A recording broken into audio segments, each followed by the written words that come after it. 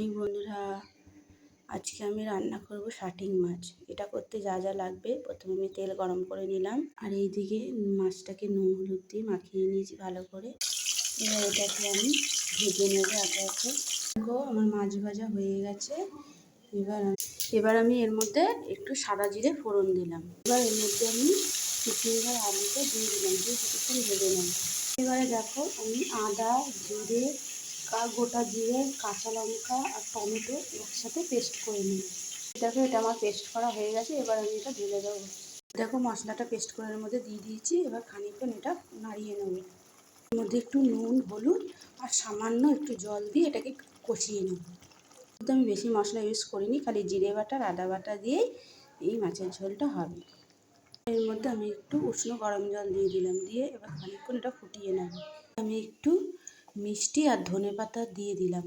এবার খানিকক্ষণ এটা ঢেকে রাখবো। এবার এর মধ্যে আমি মাছগুলো ছেড়ে দিলাম, ভাজা মাছগুলো দিয়ে দিয়েছি। এবার এটাকে ঢেকে রাখবো, ঢেকে রেখে কিছুক্ষণ রান্না করে নেব। এই দেখো আমার জিরে, আদা, কাঁচা লঙ্কা বাটা দিয়ে মাছের ঝোল রেডি। কেমন হয়েছে তোমরা কমেন্ট করে জানিয়ে, আর তোমরাও এরকমভাবে রান্না করে খেয়ে দেখবে কেমন হয়েছে, আমাকে অবশ্যই বলবে। আজকের মতো টাটা, বাই বাই, সবাই ভালো থাকবে। আবার দেখা হবে নেক্সট ভিডিওতে।